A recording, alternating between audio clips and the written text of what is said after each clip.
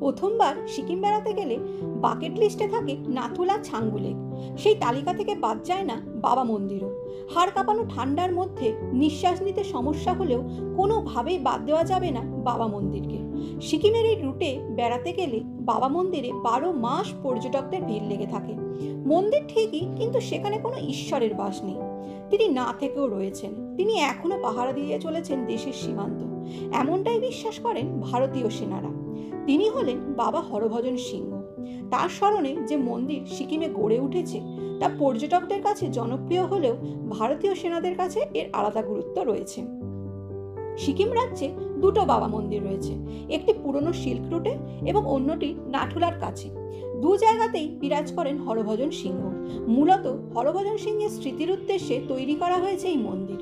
হরভজন সিংহের জন্ম 1946 সালের 30শে আগস্ট। 1965 সালে মাত্র 19 বছর বয়সে ভারতীয় সেনাবাহিনীর পাঞ্জাব রেজিমেন্টে যোগ দেন তিনি। 1968 সালে 22 বছর বয়সী হরভজন কর্মরত ছিলেন নাথুলায়। তার বছরখানেক আগে এই অঞ্চল সাক্ষী ছিল ইন্দো-চীন যুদ্ধের। সীমান্তবর্তী অঞ্চল হওয়ায় যুদ্ধ পরিস্থিতি না থাকলেও নাথুলা সব সময় স্পর্শকাতর। তাছাড়া এই জায়গাটি সমুদ্রপৃষ্ঠ থেকে 14,500 ফুট উচ্চতায় অবস্থিত হওয়ায় মারাত্মক ঠান্ডা, দুর্গম ও সংকীর্ণ। 1968 সালের অক্টোবরে প্রাকৃতিক দুর্যোগের মধ্যে হরভজন সিংহ রওনা দিয়েছিলেন আউটপোস্টের পথে, কিন্তু শেষ অবধি তিনি তার গন্তব্যে পৌঁছাননি। টানা 3-4 দিন ধরে খোঁজ চালানোর পরও হরভজনের কোনো সন্ধান পাওয়া যায়নি। তারপর শোনা যায় তিনি এক সেনা জওয়ান প্রীতম সিংহের স্বপ্নে দেখা দিয়েছিলেন এবং বলে দিয়েছিলেন তার দেহ কোথায় পাওয়া যাবে। শোনা যায় হরভজনের বলে দেওয়া জায়গাতেই তার নিথর দেহ পাওয়া যায়। তারপর পূর্ণ সামরিক মর্যাদায় তার শেষকৃত্য সম্পন্ন করা হয়। যদিও এখানেই শেষ নয়, শোনা যায় মৃত্যুর পরও নিজের কর্তব্য পালন করেছেন হরভজন সিংহ।